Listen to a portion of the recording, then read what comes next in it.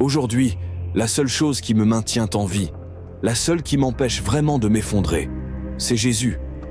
Si vous lisez le livre des Proverbes au chapitre 3, vous tomberez sur un passage des Écritures, magnifique et réconfortant. Les versets 5 et 6 disent « Confie-toi en l'Éternel de tout ton cœur, et ne t'appuie pas sur ta sagesse. Reconnais-le dans toutes tes voies, et il aplanira tes sentiers. » Je remercie Dieu pour ce passage de l'Écriture, car je ne comprends pas vraiment certaines choses qui se passent autour de moi. Et parfois, je ne comprends pas ce qui m'arrive. Mais ce que je fais, c'est faire confiance au Seigneur de tout mon cœur. Ce n'est pas toujours facile à faire, car dans ma compréhension limitée, j'ai parfois peur. J'ai peur de l'inconnu, et je suis sûr que vous faites face à ces moments-là aussi. Tu as peur de demain, tu as peur de ton travail, de ta santé. Mais je veux que nous nous tenions en prière maintenant, et que nous nous opposions à l'esprit de peur par l'autorité qui est au nom de Jésus. Peu importe où tu es, qui tu es, tant que tu crois que Jésus-Christ est et sera fidèle à sa parole qui dit « Appelle-moi, et je te montrerai de grandes et puissantes choses. » Alors sois d'accord avec moi. Espère dans ton cœur que Dieu viendra à notre rencontre lorsque nous en aurons besoin. Prions. Seigneur Jésus, je prie pour que tu m'aides. Saint-Esprit, s'il te plaît, entoure-moi. Viens me tenir en sécurité. Je déclare que je ne me laisserai pas écraser par la peur et l'anxiété. Je déclare la paix dans mon cœur et mon esprit. Je ne me laisserai pas écraser par l'esprit de peur. Que cet esprit s'éloigne de moi. Je te considère comme le rocher de ma vie, ma forteresse, ma tour forte et ma force lorsque je suis faible. Brise les chaînes de la peur qui pèsent sur ma vie. Je ne serai plus esclave de cet esprit, car ta parole dit « Celui que le Fils libère est réellement libre. » Père Dieu, nous inclinons nos cœurs et levons nos têtes pour te regarder, toi, un Dieu miséricordieux et aimant. En accord avec tous ceux qui écoutent, je réprimande l'esprit de peur qui règne dans nos vies. Le seul esprit que nous accueillons, le seul esprit que nous invitons dans nos vies, dans nos cœurs et dans nos maisons, c'est l'Esprit de Dieu, le Saint-Esprit. Alors je dis, viens, Saint-Esprit, brûle la peur dans nos vies. Je prie pour un feu saint qui purifie, un feu qui brûle tout ce qui n'est pas de Dieu. La Bible déclare que Dieu ne l'a pas fait. Il ne nous a pas donné un esprit de peur, mais un esprit de puissance, d'amour et de sagesse. Je déclare au nom de Jésus qu'aucun esprit de peur ne paralysera nos pensées et nos émotions. Aucun esprit de peur ne consumera nos cœurs, ni ne nous troublera dans les moments où nous sommes seuls. Nous voulons la puissance de Dieu, nous voulons l'amour de Dieu, et nous voulons un esprit saint, Saint-Esprit. Viens à toi, déplace la peur dans nos vies. Saint-Esprit, viens à toi dans nos cœurs et remplis-nous de paix. Ma maison ne sera pas une maison de peur. Mon cœur ne sera pas un cœur de peur, parce que ma confiance et ma protection se trouvent dans le Dieu d'Abraham, d'Isaac et de Jacob. Que le nom du Seigneur soit béni. Père Dieu, veille sur nous, sois notre force, sois notre protecteur.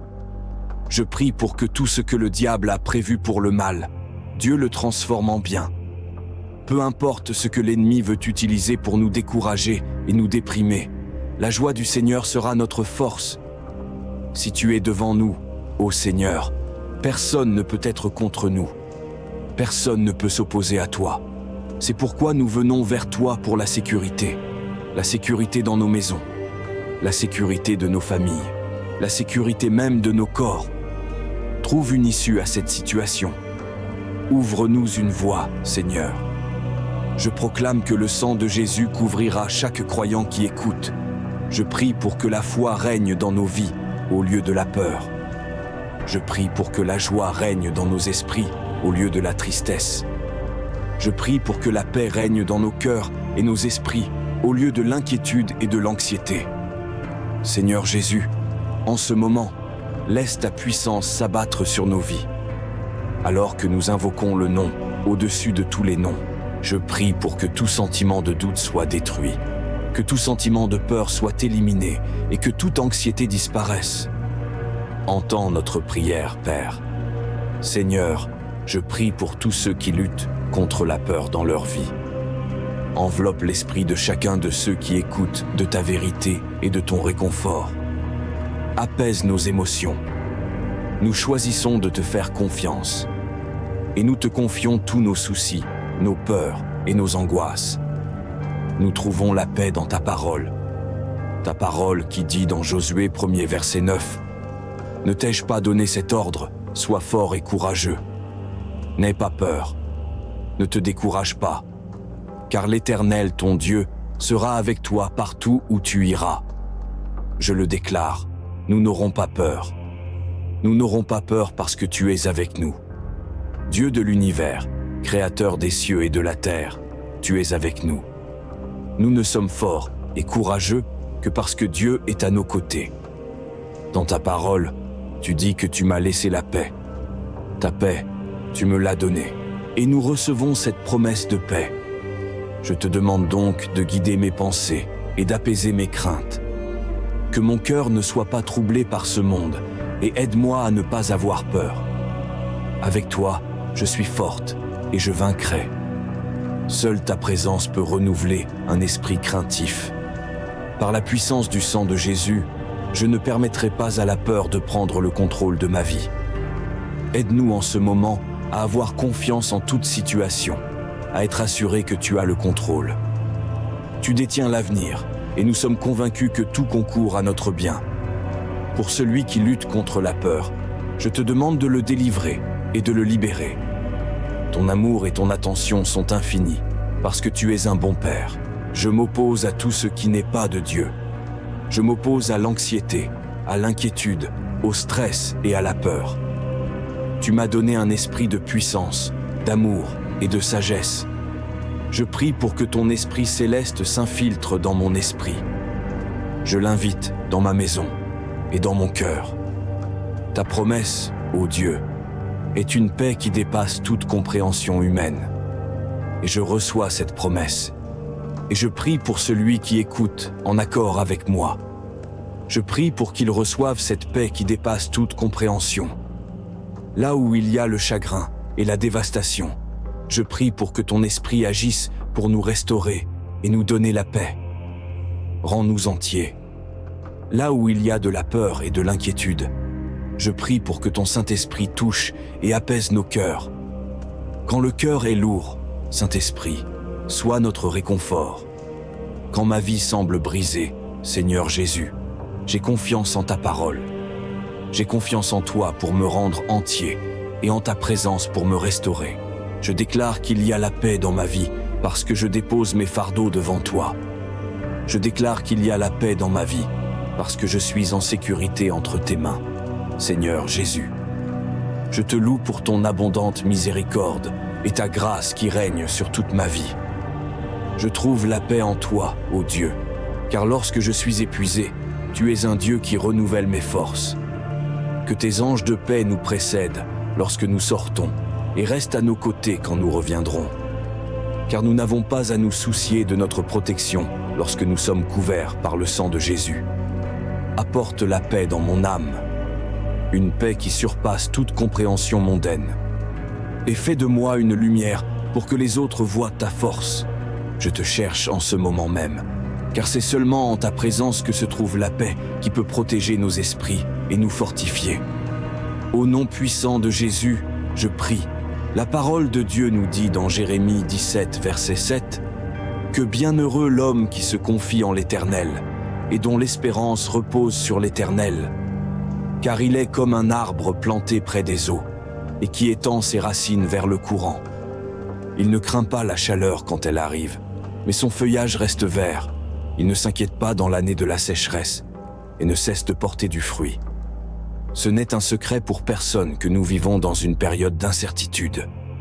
Personne ne sait ce que l'avenir nous réserve, mais je voudrais vous encourager à vous joindre à moi dans la prière, car dans un moment comme celui-ci, nous devons rechercher la face du Seigneur.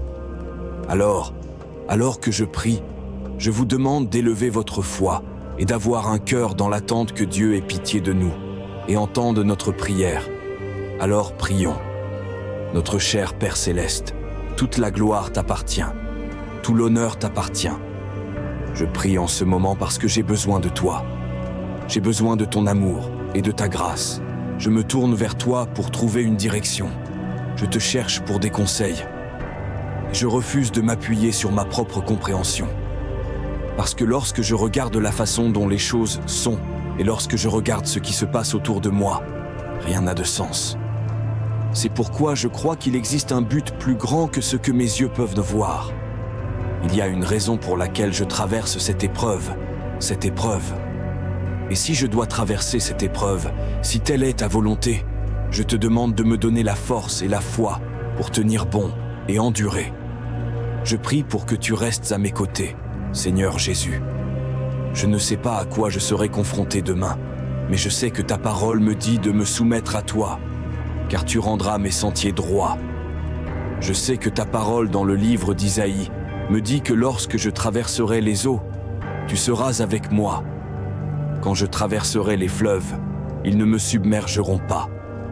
Quand je marcherai dans le feu, je ne serai pas brûlé, et les flammes ne m'embraseront pas. Dans ta parole, je place ma confiance pour demain. Dans ta parole, je place mon espoir et ma foi pour demain. Tu es le Dieu qui connaît le nombre de cheveux sur ma tête.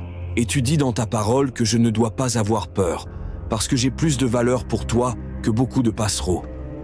Et mon cher Seigneur, je te demande qu'il y ait une haie de protection autour de moi. Je te demande de placer une haie de protection autour de ma famille, de ma femme et de mes enfants. Je te demande de placer une haie de protection autour de notre santé et autour de ma maison, afin que l'ennemi sache qu'il ne doit pas aller plus loin et ne pas me toucher, moi et ma famille. Je demande que le sang de Jésus-Christ, le roi ressuscité, couvre mes pas. Tu es un Dieu qui veille sur moi. Tu es fidèle pour ne pas laisser mon pied glisser. Tu es un Dieu qui ne dort jamais, ni ne sommeille. La victoire t'appartient. La guérison ne peut être trouvée qu'en toi. La restauration ne vient que par toi. Et ma protection est sous le sang de Jésus, le sang qui ne perd jamais sa puissance. Merci d'avoir entendu ma prière. Je te loue d'avance. Saint-Esprit, aide-moi à avoir confiance comme Job. Si je devais tout perdre, si mon travail m'était enlevé, si ma maison et ma voiture m'étaient enlevées, je prie pour que j'aie une confiance inébranlable. Je prie pour avoir une foi solide en Dieu, afin de pouvoir dire, même s'il me tue, je lui ferai confiance. Je prie pour avoir une foi audacieuse qui résistera et dira, avec Dieu, tout est possible. Donne-moi la mesure de la foi qui me permet de croire vraiment que tu es le Dieu du « je suis » et que tu ouvriras une voie là où il semble qu'il n'y en ait pas. Seigneur, je prie pour avoir un cœur d'adorateur comme David. Moi aussi, je veux courir après ton cœur. Moi aussi, je désire t'adorer en esprit et en vérité. Celui qui est en toi est plus grand que celui qui est dans le monde. Que la paix de Jésus-Christ, une paix divine et sainte, repose sur ton cœur et tes émotions. Puisses-tu trouver du réconfort dans le Seigneur. Puisses-tu trouver du réconfort dans le Saint-Esprit. Dieu, ton amour est sans fin. Ton amour est formidable. Je prie pour que quiconque écoute, donne-lui la guérison, Père. Donne-lui la paix. Que Dieu répare ton cœur brisé. Quelle que soit la situation à laquelle vous êtes confrontés, quelles que soient vos circonstances, ne vous découragez pas. Ne vous découragez pas. Dieu est avec vous. Cela fait mal en ce moment, mais Dieu vous donnera la force de supporter. Dieu est toujours avec vous, même dans la douleur. Cela aussi arrivera dans votre vie. Jésus a dit dans sa parole, dans le livre de Jean 14, verset 1, que votre cœur ne se trouble pas. Ayez confiance en Dieu. Et je prie pour que vous receviez ces paroles. Votre cœur ne se trouble pas parce que vous appartenez à Dieu Tout-Puissant. Puissiez-vous avoir une paix au-delà de toute compréhension dans vos émotions, dans votre âme et dans votre esprit. Votre parole dit que les pleurs durent une nuit, mais que la joie vient au matin.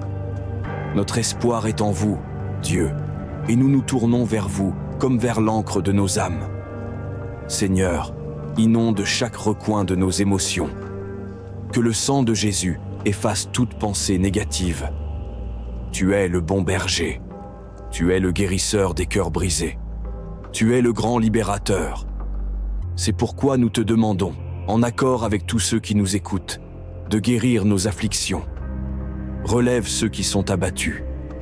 Nous invoquons ta grande bonté et ta grâce abondante. Qu'elle déborde dans nos vies. Ta parole dit que tu donneras de la force à ceux qui sont fatigués et de l'espoir à ceux qui sont en détresse.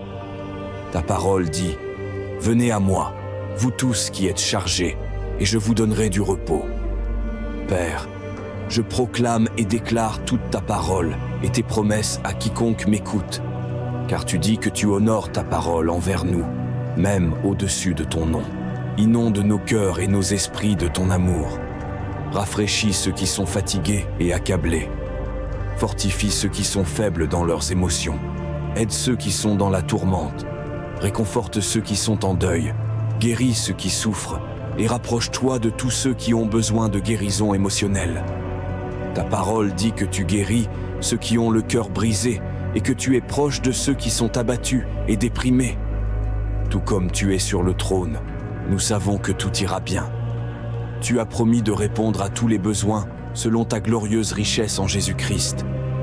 S'il te plaît, pourvois, selon ta parole, à la guérison émotionnelle nécessaire à toute personne qui écoute et est disposée à recevoir. Je déclare que la dépression doit disparaître. La douleur et la tristesse doivent disparaître. L'anxiété et l'inquiétude doivent disparaître. Je prie pour que tu nous réconfortes et que tes bénédictions descendent sur nous. Je prie pour celui qui a l'impression qu'une tempête fait rage dans sa vie. Que ta présence calme les eaux. Peu importe les circonstances, peu importe la situation, tu es le rocher de tous les âges, notre tour solide et notre forteresse. Lorsque nous sommes fatigués et lasses, lorsque nous trébuchons et tombons, je prie pour que ta force nous renouvelle, que ta présence soit continuellement ressentie dans nos cœurs. Nous restons convaincus que tu es un Dieu fidèle et que tu seras notre lumière dans les heures les plus sombres. Ma Bible me dit dans 1 Pierre 2, verset 9, que je suis une génération élue. Je suis un sacerdoce royal. Ma Bible dit dans le livre de Jérémie, 1er verset 5, qu'avant que je sois formé dans le ventre de ma mère, Dieu me connaissait déjà. En fait, il m'a tant aimé qu'il a donné son Fils unique pour moi. Et je veux vous rappeler aussi que vous êtes aimés de Dieu. Vous avez un but dans le royaume de Dieu. Vous êtes un enfant de Dieu. Vous êtes cohéritier avec Christ. Et la parole de Dieu dit dans Jérémie 29, « Car je connais les projets que j'ai formés sur vous, dit l'Éternel. Ce sont des projets de paix, non de malheur, pour vous donner un avenir et de l'espoir. Alors, soyez encouragés, car Dieu n'est pas un homme pour mentir. » Au cours des 40 dernières années, de nombreuses études sociologiques et psychologiques ont été menées sur l'estime de soi et ont révélé que la façon dont vous vous voyez détermine dans une large mesure la façon dont vous agissez. Voyez-vous, votre perception de vous-même, votre valeur personnelle et votre estime de soi tendent à être les facteurs déterminants de votre vie. Laissez-moi vous aider à ce sujet. Si vous vous considérez comme un perdant, vous passerez probablement la majeure partie de votre vie à perdre. Si vous vous considérez comme une victime, les gens auront tendance à vous victimiser et à profiter de vous. Mais ce qu'ils ont découvert est vraiment cool. L'inverse est également vrai. Si vous vous considérez comme une personne qui a réussi et qui a réussi, vous avez tendance à réussir également. Ce que vous pensez de vous-même est l'un des facteurs déterminants de la façon dont vous vivez votre vie, et ce que j'aime dans ces études, c'est qu'elles prouvent exactement ce que la Bible a déjà dit. Et dans la parole de Dieu, dans le livre des Proverbes, il dit « Écoute, comme un homme pense dans son cœur, il est tel qu'il pense dans son cœur. » La façon dont vous vous voyez déterminera la façon dont vous vivez votre vie. Mais nous avons tous le même problème. Voyez-vous, nous vivons dans un monde déchu et brisé, où les pécheurs disent et font des choses blessantes qui peuvent endommager notre image de soi. Et beaucoup d'entre nous commencent à croire des mensonges sur nous-mêmes. C'est comme si vous étiez déjà allé à l'une de ces fêtes foraines où vous entrez et où il y a un de ces miroirs de maisons de divertissement. Vous savez de quoi je parle, n'est-ce pas? Et vous marchez devant un miroir et il vous fait paraître très grand ou très petit ou très gros ou très maigre. Voilà ce que les opinions des autres nous font. Elles nous donnent une image de nous-mêmes qui n'est pas vraiment vraie. C'est une image déformée de qui nous sommes parce que parfois nous écoutons ce que disent les autres. Les gens ont peut-être la bonne intention, mais ce sont des pécheurs, des gens déchus et brisés. La question que je veux aborder avec vous aujourd'hui est donc, que dit Dieu de vous? Comment Dieu vous voit-il? Parce que c'est son opinion qui compte. Il y a 4 choses que nous devons savoir pour savoir qui nous sommes en Christ, puisque nous faisons partie de la famille de Dieu. Voici donc la première. Je suis acceptable. La plupart d'entre nous passons toute notre vie à essayer de gagner l'acceptation et l'approbation des autres. Encore une fois, tout commence avec notre famille. Nos parents, nous voulons leur approbation. Nous voulons que nos parents pensent que nous avons fait quelque chose. Nous avons de la valeur. Et à mesure que nous vieillissons, cela passe de notre famille et de nos parents à nos amis. Cela peut influencer le type de vêtements que nous portons, le type de musique que nous écoutons, les endroits où nous allons et traînons parce que nous voulons être acceptés par les autres. Et puis, finalement, en grandissant, nous passons du statut de père à celui de personne spéciale dans notre vie. N'est-ce pas? Trouver cet homme ou cette femme idéale et trouver son approbation et savoir que je peux être pleinement aimé, ça, par un autre être humain. Mais le problème avec ça, c'est que ça ne marchera jamais, car les gens, peu importe à quel point ils vous aiment, ne pourront jamais vous accepter pleinement comme Dieu le fait. Pierre chapitre 2 verset 9. Vous êtes un peuple élu, un peuple qui appartient à Dieu. Savez-vous ce que cela fait pour nous lorsque nous nous sentons choisis? Nous avons dans notre cœur le désir d'être choisis et d'être choisis. Et c'est une empreinte de Dieu dans votre vie parce que Dieu vous a choisi. Vous êtes toujours le premier choix de Dieu. Dieu vous a choisi. Et le meilleur dans tout ça, c'est que lorsque nous étions enfants sur une aire de jeu, nous étions choisis en fonction de nos capacités, de nos dons et de nos talents. Et c'est la même chose. Nous n'avons pas été choisis parce que nous n'avions pas ces choses. Dieu vous accepte exactement comme vous êtes. Tu es acceptable. Dieu t'aime. Il t'a créé exactement comme tu es. Mais certains d'entre vous, ici, aujourd'hui, pensent encore qu'il faut mériter l'acceptation de Dieu. Il faut être bon ou faire le bien avant que Dieu ne t'accepte. Puis-je t'aider à ce sujet? Non, vous ne le faites pas. Dieu vous accepte tel que vous êtes. Et certains d'entre vous, ici aujourd'hui, j'en suis sûr, ont passé leur vie à être rejetés. Peut-être vous êtes-vous senti inutile, ou peut-être que les gens ont dit que vous n'étiez pas assez bien. Peut-être êtes-vous resté sur la touche toute votre vie, pas seulement sur le terrain de jeu, mais tout au long de votre vie. Tu n'as jamais été choisi. Et si aujourd'hui tu comprenais que tu es acceptable, Dieu t'accepte tel que tu es. Je veux que tu regardes quelqu'un et que tu dises « Je suis acceptable ». Voici la deuxième réponse. J'ai de la valeur. Combien penses-tu valoir? Je ne parle pas de ta valeur nette. Ok. Je parle de ta valeur personnelle, car ta personne a bien plus de valeur que tes biens.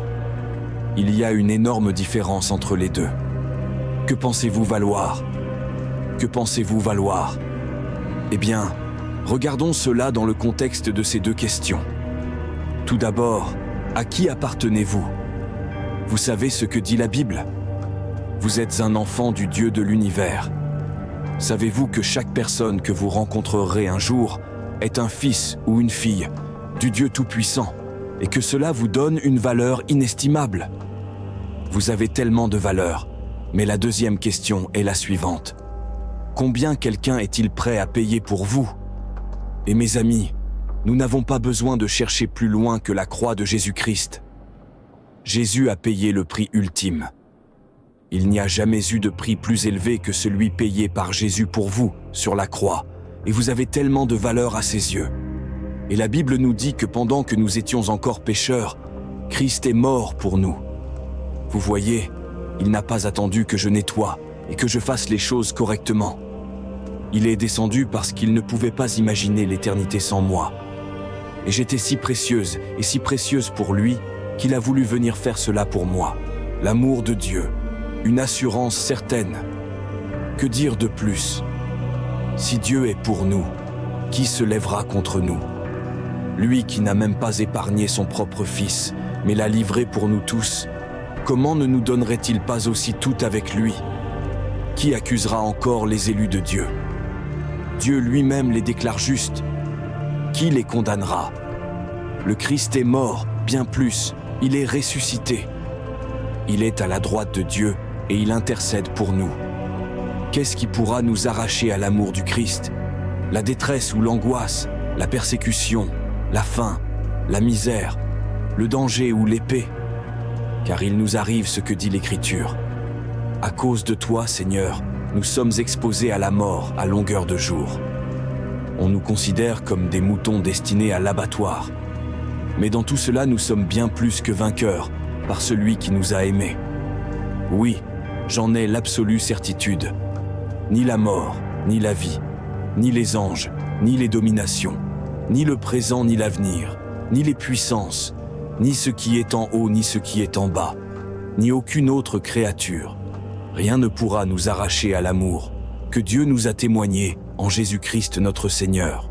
Mes brebis écoutent ma voix, je les connais et elles me suivent. Je leur donne la vie éternelle. Jamais elles ne périront et personne ne pourra les arracher de ma main. Mon Père qui me les a donnés est plus grand que tous et personne ne peut arracher qui que ce soit de la main de mon Père. Or, moi et le Père, nous ne sommes qu'un. Déchargez-vous sur lui de tous vos soucis, car il prend soin de vous. Ne vous laissez pas distraire, soyez vigilants.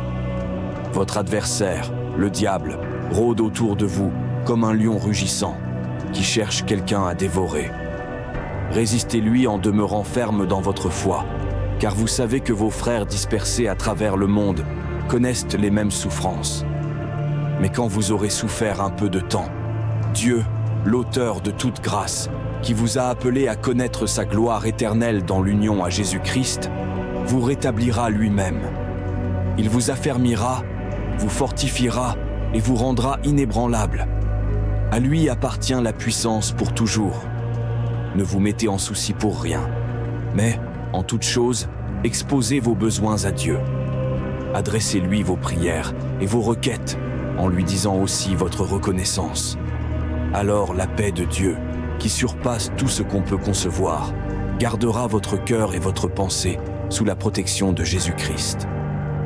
Enfin, frères, nourrissez vos pensées de tout ce qui est vrai, noble, juste, pur, digne d'amour ou d'approbation, de tout ce qui mérite respect et louange. Ce que vous avez appris et reçu de moi, ce que vous m'avez entendu dire et vu faire, mettez-le en pratique.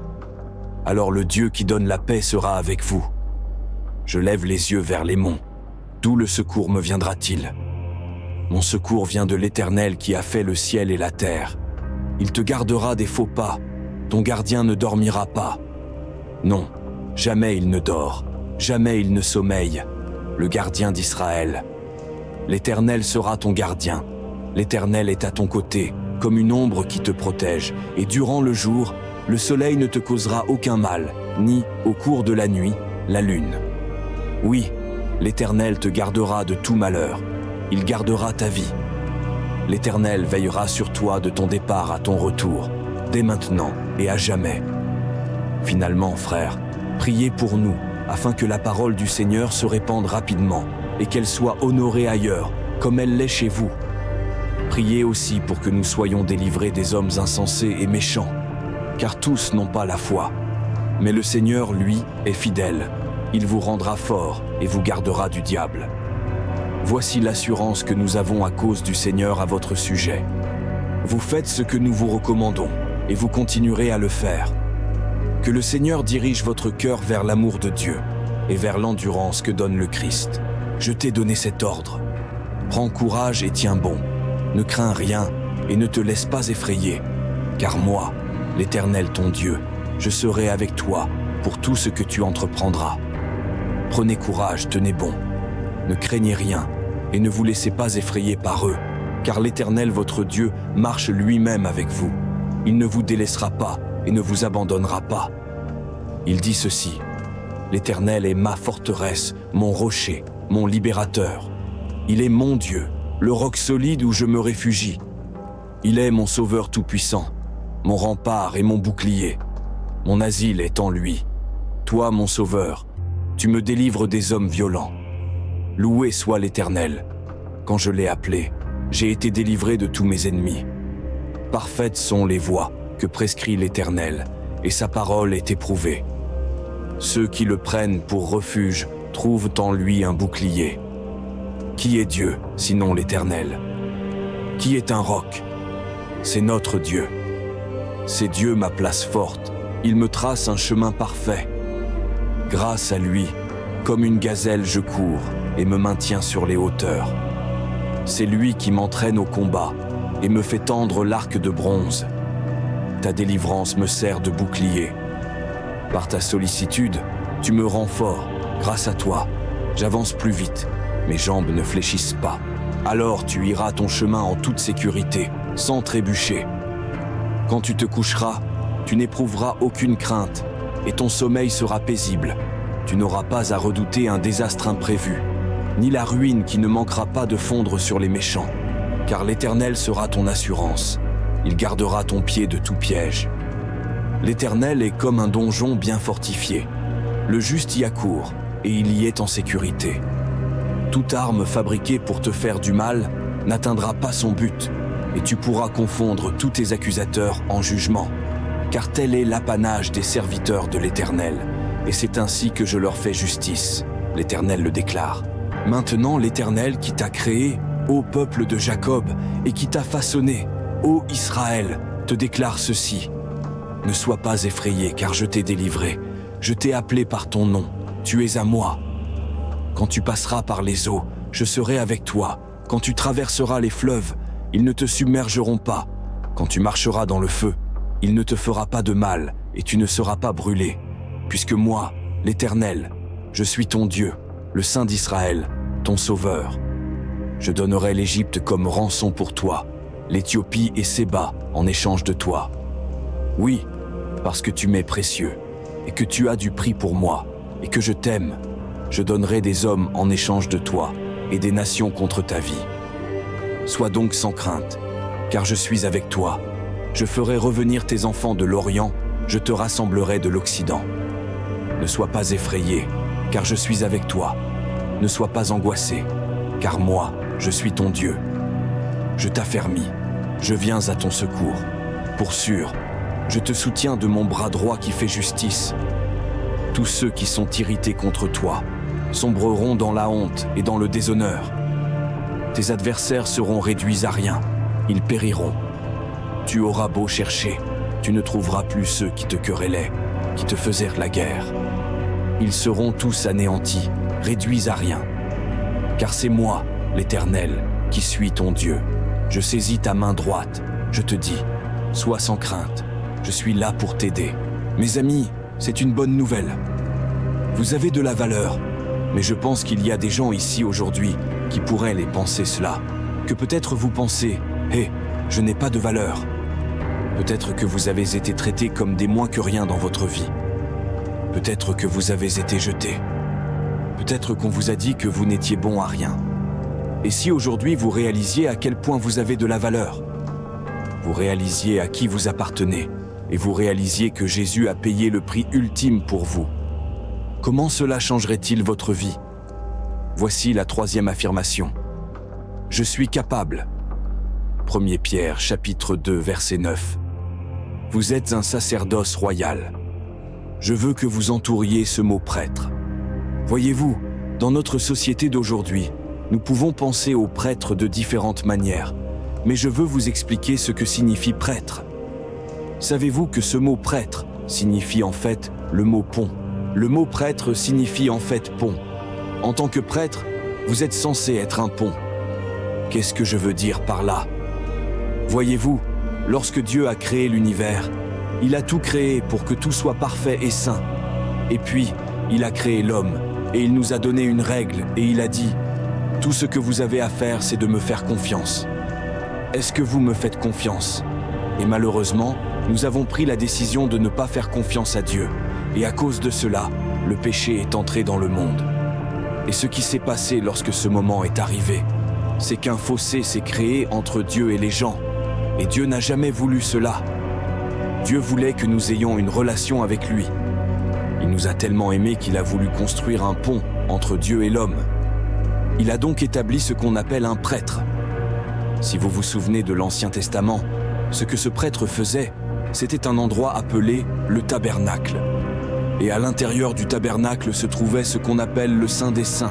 Et chaque année, un homme, le prêtre, se rendait à cet endroit et faisait un sacrifice pour les péchés de tout le peuple. Et il avait un accès direct à Dieu. Pensez-y. Il avait un accès direct à Dieu. Il pouvait parler à Dieu et être en présence de Dieu dans le Saint des Saints. Mais rappelez-vous ce que j'ai dit à propos d'un pont. À quoi sert un pont? Cela va dans les deux sens. Il s'éloignerait donc de Dieu et retournerait vers les gens, et il serait l'agent du ministère auprès des gens de cette région. Ils auraient accès à Dieu par l'intermédiaire du prêtre. Est-ce que cela a du sens? Il exercerait son ministère auprès d'eux. Aujourd'hui, nous ne faisons plus cela. Non pas parce que Dieu a changé, et il est venu, et il a payé nos péchés, l'autel. Vous êtes capable d'aller dans la présence de Dieu. Vous n'avez pas besoin d'être mis en attente. Vous n'avez pas besoin de parler à la secrétaire. D'accord? Vous pouvez aller directement à Dieu. Vous êtes prêtre. Vous êtes cela pour Dieu. Mais voici ce que je ne veux pas que vous manquiez. Qu'est-ce qu'il y a de spécial dans un pont? Quoi? Dans les deux sens. Dans les deux sens. Nous n'avons jamais été destinés à avoir une relation uniquement avec Dieu. Le saviez-vous? Car si tel était le cas, dès que vous seriez sauvés, devinez ce qui se passerait. Vous mourriez et iriez immédiatement au ciel. Si vous êtes ici aujourd'hui et que vous êtes un disciple de Jésus-Christ, vous êtes destiné à être un pont. Vous devez être en présence de Dieu, en communion avec Dieu. Mais ensuite vous irez et vous serez un ministre. Vous partagerez avec les gens et leurs besoins. Tu vas les servir, tu vas communier avec eux, tu vas les servir et leur laver les pieds. Dieu a voulu que nous soyons un pont. C'est ce que signifie être prêtre, et tu es capable de le faire. Peu importe qui vous êtes ou où vous êtes. Si vous êtes un disciple de Jésus-Christ, c'est ce que vous êtes destiné à être. Car voici le problème. Si nous ne servons pas, si vous êtes un chrétien et que vous ne servez pas, vous n'êtes pas un pont. Vous êtes un fossé, et vous avez créé un fossé entre les autres. Et Dieu est, fondamentalement, ce que vous dites, c'est que je ne me soucie pas de vous. J'ai obtenu mon billet pour le paradis. Je vais bien. Mes amis, ce n'était pas l'intention de Dieu. Dieu vous a conçu pour être un prêtre. Dieu vous a conçu pour être un pont. Et c'est ce que nous sommes censés faire. Regardez ce que dit Pierre dans le reste du verset 9. Il parle de nous afin que vous annonciez les vertus de celui qui vous a appelés des ténèbres à l'admirable lumière. Jésus-Christ a donné un bon exemple à cet égard. La nuit où il a été trahi, ses amis les plus proches étaient présents dans la pièce, et il savait que toute autorité au ciel sur terre lui avait été donnée. Il a fait quelque chose qui a changé la vie des disciples pour le reste de leur vie. Il s'est mis à genoux. Il a enlevé sa robe, s'est agenouillé et leur a lavé les pieds. Si vous ne comprenez pas ce que cela signifie, dans cette culture, c'était le travail du serviteur.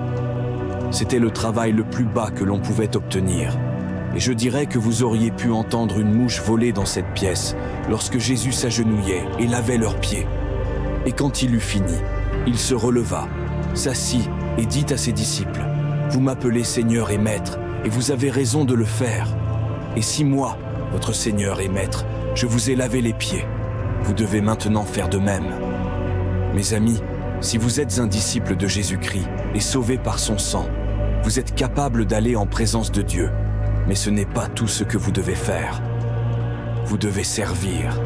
Vous devez donner votre vie et faire un don.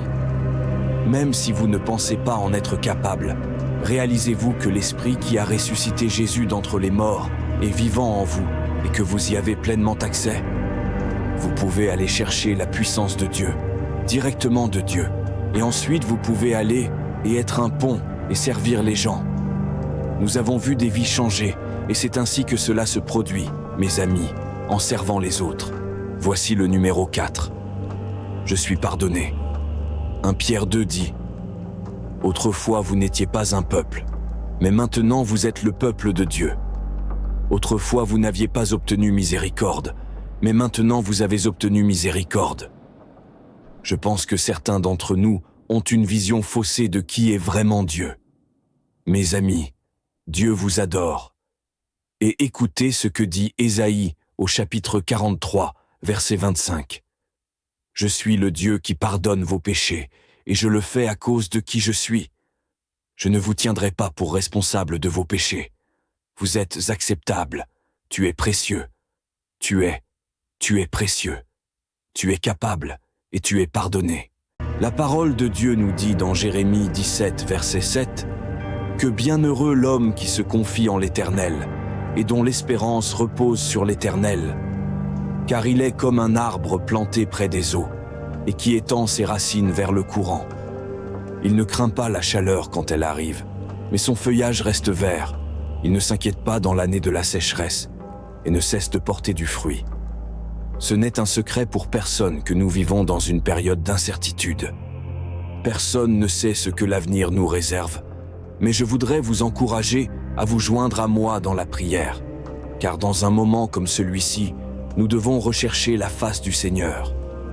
Alors que je prie, je vous demande d'élever votre foi et d'avoir un cœur dans l'attente que Dieu ait pitié de nous et entende notre prière. Alors prions.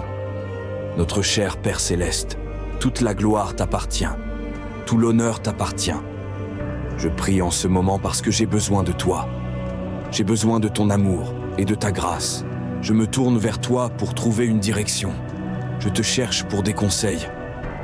Je refuse de m'appuyer sur ma propre compréhension. Parce que lorsque je regarde la façon dont les choses sont, et lorsque je regarde ce qui se passe autour de moi, rien n'a de sens. C'est pourquoi je crois qu'il existe un but plus grand que ce que mes yeux peuvent voir. Il y a une raison pour laquelle je traverse cette épreuve. Et si je dois traverser cette épreuve, si telle est ta volonté, je te demande de me donner la force et la foi pour tenir bon et endurer. Je prie pour que tu restes à mes côtés, Seigneur Jésus. Je ne sais pas à quoi je serai confronté demain, mais je sais que ta parole me dit de me soumettre à toi, car tu rendras mes sentiers droits. Je sais que ta parole dans le livre d'Isaïe me dit que lorsque je traverserai les eaux, tu seras avec moi. Quand je traverserai les fleuves, ils ne me submergeront pas. Quand je marcherai dans le feu, je ne serai pas brûlé, et les flammes ne m'embraseront pas. Dans ta parole, je place ma confiance pour demain. Dans ta parole, je place mon espoir et ma foi pour demain. Tu es le Dieu qui connaît le nombre de cheveux sur ma tête. Et tu dis dans ta parole que je ne dois pas avoir peur, parce que j'ai plus de valeur pour toi que beaucoup de passereaux. Et mon cher Seigneur, je te demande qu'il y ait une haie de protection autour de moi. Je te demande de placer une haie de protection autour de ma famille, de ma femme et de mes enfants. Je te demande de placer une haie de protection autour de notre santé et autour de ma maison, afin que l'ennemi sache qu'il ne doit pas aller plus loin et ne pas me toucher, moi et ma famille. Je demande que le sang de Jésus-Christ, le roi ressuscité, couvre mes pas. Tu es un Dieu qui veille sur moi. Tu es fidèle pour ne pas laisser mon pied glisser. Tu es un Dieu qui ne dort jamais, ni ne sommeille. La victoire t'appartient. La guérison ne peut être trouvée qu'en toi. La restauration ne vient que par toi. Et ma protection est sous le sang de Jésus, le sang qui ne perd jamais sa puissance. Merci d'avoir entendu ma prière. je te loue d'avance. Saint-Esprit, aide-moi à avoir confiance comme Job. Si je devais tout perdre, si mon travail m'était enlevé, si ma maison et ma voiture m'étaient enlevées, je prie pour que j'aie une confiance inébranlable. Je prie pour avoir une foi solide en Dieu, afin de pouvoir dire, même s'il me tue, je lui ferai confiance. Je prie pour avoir une foi audacieuse qui résistera et dira, avec Dieu, tout est possible. Donne-moi la mesure de la foi qui me permet de croire vraiment que tu es le Dieu du « je suis » et que tu ouvriras une voie là où il semble qu'il n'y en ait pas. Seigneur, je prie pour avoir un cœur d'adorateur comme David. Moi aussi, je veux courir après ton cœur. Moi aussi, je désire t'adorer en esprit et en vérité. Celui qui est en toi est plus grand que celui qui est dans le monde. Que la paix de Jésus-Christ, une paix divine et sainte, repose sur ton cœur et tes émotions. Puisses-tu trouver du réconfort dans le Seigneur. Puisses-tu trouver du réconfort dans le Saint-Esprit. Dieu, ton amour est sans fin. Ton amour est formidable. Je prie pour que quiconque écoute, donne-lui la guérison, Père. Donne-lui la paix. Que Dieu répare ton cœur brisé. Quelle que soit la situation à laquelle vous êtes confrontés, quelles que soient vos circonstances, ne vous découragez pas. Ne vous découragez pas. Dieu est avec vous. Cela fait mal en ce moment, mais Dieu vous donnera la force de supporter. Dieu est toujours avec vous, même dans la douleur. Cela aussi arrivera dans votre vie. Jésus a dit dans sa parole, dans le livre de Jean 14, verset 1, que votre cœur ne se trouble pas. Ayez confiance en Dieu. Et je prie pour que vous receviez ces paroles. Votre cœur ne se trouble pas parce que vous appartenez à Dieu Tout-Puissant. Puissiez-vous avoir une paix au-delà de toute compréhension dans vos émotions, dans votre âme et dans votre esprit. Votre parole dit que les pleurs durent une nuit, mais que la joie vient au matin. Notre espoir est en vous, Dieu, et nous nous tournons vers vous comme vers l'encre de nos âmes. Seigneur, inonde chaque recoin de nos émotions. Que le sang de Jésus efface toute pensée négative. Tu es le bon berger. Tu es le guérisseur des cœurs brisés. Tu es le grand libérateur. C'est pourquoi nous te demandons, en accord avec tous ceux qui nous écoutent, de guérir nos afflictions. Relève ceux qui sont abattus. Nous invoquons ta grande bonté et ta grâce abondante. Qu'elle déborde dans nos vies. Ta parole dit que tu donneras de la force à ceux qui sont fatigués et de l'espoir à ceux qui sont en détresse. Ta parole dit, « Venez à moi, vous tous qui êtes chargés, et je vous donnerai du repos. » Père, je proclame et déclare toute ta parole et tes promesses à quiconque m'écoute, car tu dis que tu honores ta parole envers nous, même au-dessus de ton nom. Inonde nos cœurs et nos esprits de ton amour. Rafraîchis ceux qui sont fatigués et accablés. Fortifie ceux qui sont faibles dans leurs émotions. Aide ceux qui sont dans la tourmente. Réconforte ceux qui sont en deuil. Guéris ceux qui souffrent et rapproche-toi de tous ceux qui ont besoin de guérison émotionnelle. Ta parole dit que tu guéris ceux qui ont le cœur brisé et que tu es proche de ceux qui sont abattus et déprimés. Tout comme tu es sur le trône, nous savons que tout ira bien. Tu as promis de répondre à tous les besoins selon ta glorieuse richesse en Jésus-Christ. S'il te plaît, pourvois, selon ta parole, à la guérison émotionnelle nécessaire à toute personne qui écoute et est disposée à recevoir. Je déclare que la dépression doit disparaître. La douleur et la tristesse doivent disparaître. L'anxiété et l'inquiétude doivent disparaître. Je prie pour que tu nous réconfortes et que tes bénédictions descendent sur nous. Je prie pour celui qui a l'impression qu'une tempête fait rage dans sa vie. Que ta présence calme les eaux. Peu importe les circonstances, peu importe la situation, tu es le rocher de tous les âges, notre tour solide et notre forteresse.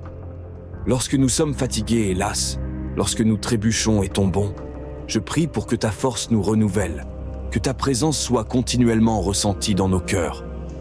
Nous restons convaincus que tu es un Dieu fidèle et que tu seras notre lumière dans les heures les plus sombres. Ma Bible me dit dans 1 Pierre 2, verset 9, que je suis une génération élue. Je suis un sacerdoce royal. Ma Bible dit dans le livre de Jérémie, 1er verset 5, qu'avant que je sois formé dans le ventre de ma mère, Dieu me connaissait déjà. En fait, il m'a tant aimé qu'il a donné son Fils unique pour moi. Et je veux vous rappeler aussi que vous êtes aimés de Dieu. Vous avez un but dans le royaume de Dieu. Vous êtes un enfant de Dieu. Vous êtes cohéritier avec Christ. Et la parole de Dieu dit dans Jérémie 29, « Car je connais les projets que j'ai formés sur vous, dit l'Éternel. Ce sont des projets de paix, non de malheur, pour vous donner un avenir et de l'espoir.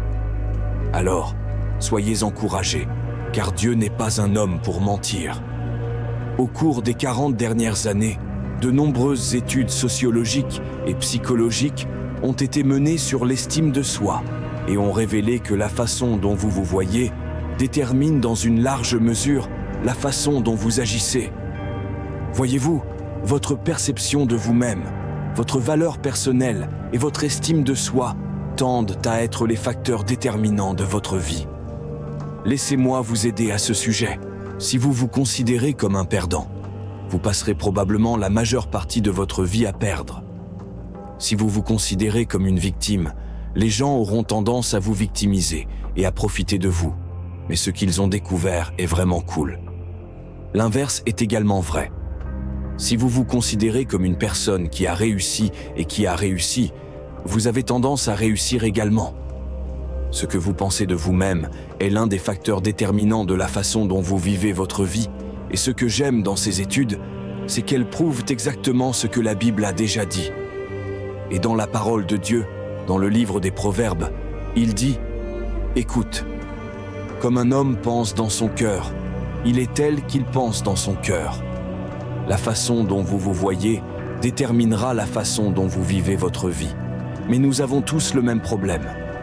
Voyez-vous, nous vivons dans un monde déchu et brisé, où les pécheurs disent et font des choses blessantes qui peuvent endommager notre image de soi. Et beaucoup d'entre nous commencent à croire des mensonges sur nous-mêmes. C'est comme si vous étiez déjà allé à l'une de ces fêtes foraines, où vous entrez, et où il y a un de ces miroirs de maisons de divertissement. Vous savez de quoi je parle, n'est-ce pas? Et vous marchez devant un miroir, et il vous fait paraître très grand, ou très petit, ou très gros, ou très maigre. Voilà ce que les opinions des autres nous font. Elles nous donnent une image de nous-mêmes qui n'est pas vraiment vraie. C'est une image déformée de qui nous sommes, parce que parfois nous écoutons ce que disent les autres. Les gens ont peut-être la bonne intention, mais ce sont des pécheurs, des gens déchus et brisés. La question que je veux aborder avec vous aujourd'hui est donc, que dit Dieu de vous? Comment Dieu vous voit-il?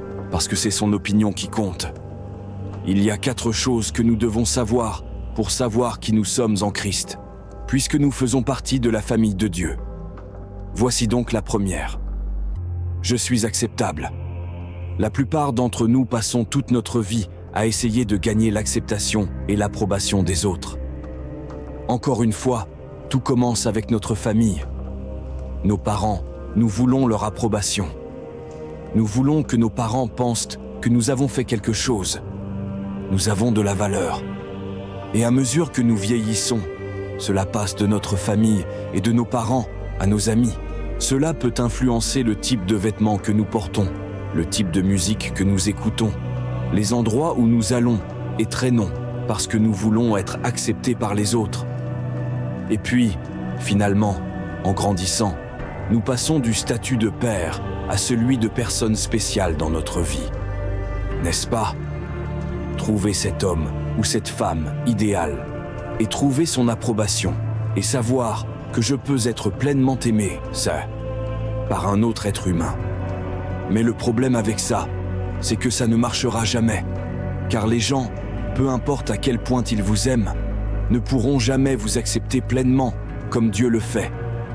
Pierre chapitre 2 verset 9. Vous êtes un peuple élu, un peuple qui appartient à Dieu. Savez-vous ce que cela fait pour nous lorsque nous nous sentons choisis? Nous avons dans notre cœur le désir d'être choisis et d'être choisis.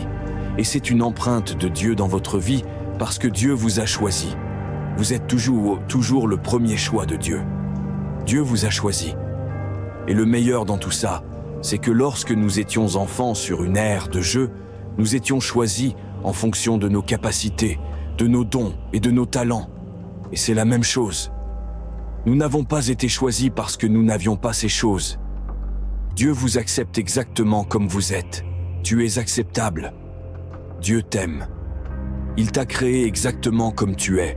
Mais certains d'entre vous, ici, aujourd'hui, pensent encore qu'il faut mériter l'acceptation de Dieu. Il faut être bon ou faire le bien avant que Dieu ne t'accepte. Puis-je t'aider à ce sujet? Non, vous ne le faites pas. Dieu vous accepte tel que vous êtes. Et certains d'entre vous, ici aujourd'hui, j'en suis sûr, ont passé leur vie à être rejetés. Peut-être vous êtes-vous senti inutile, ou peut-être que les gens ont dit que vous n'étiez pas assez bien. Peut-être êtes-vous resté sur la touche toute votre vie, pas seulement sur le terrain de jeu, mais tout au long de votre vie. Tu n'as jamais été choisi. Et si aujourd'hui tu comprenais que tu es acceptable, Dieu t'accepte tel que tu es. Je veux que tu regardes quelqu'un et que tu dises « Je suis acceptable ». Voici la deuxième réponse. J'ai de la valeur. Combien penses-tu valoir? Je ne parle pas de ta valeur nette. Ok. Je parle de ta valeur personnelle, car ta personne a bien plus de valeur que tes biens. Il y a une énorme différence entre les deux. Que pensez-vous valoir? Que pensez-vous valoir? Eh bien, regardons cela dans le contexte de ces deux questions. Tout d'abord, à qui appartenez-vous? Vous savez ce que dit la Bible? Vous êtes un enfant du Dieu de l'univers. Savez-vous que chaque personne que vous rencontrerez un jour est un fils ou une fille du Dieu Tout-Puissant et que cela vous donne une valeur inestimable? Vous avez tellement de valeur, mais la deuxième question est la suivante. Combien quelqu'un est-il prêt à payer pour vous? Et mes amis, nous n'avons pas besoin de chercher plus loin que la croix de Jésus-Christ. Jésus a payé le prix ultime. Il n'y a jamais eu de prix plus élevé que celui payé par Jésus pour vous sur la croix, et vous avez tellement de valeur à ses yeux. Et la Bible nous dit que pendant que nous étions encore pécheurs, Christ est mort pour nous. Vous voyez, il n'a pas attendu que je nettoie et que je fasse les choses correctement. Il est descendu parce qu'il ne pouvait pas imaginer l'éternité sans moi. Et j'étais si précieuse et si précieuse pour lui qu'il a voulu venir faire cela pour moi. L'amour de Dieu, une assurance certaine. Que dire de plus? Si Dieu est pour nous, qui se lèvera contre nous? Lui qui n'a même pas épargné son propre Fils, mais l'a livré pour nous tous, comment ne nous donnerait-il pas aussi tout avec lui? Qui accusera encore les élus de Dieu? Dieu lui-même les déclare justes. Qui les condamnera? Le Christ est mort, bien plus, il est ressuscité. Il est à la droite de Dieu et il intercède pour nous. Qu'est-ce qui pourra nous arracher à l'amour du Christ? La détresse ou l'angoisse, la persécution, la faim, la misère, le danger ou l'épée? Car il nous arrive ce que dit l'Écriture.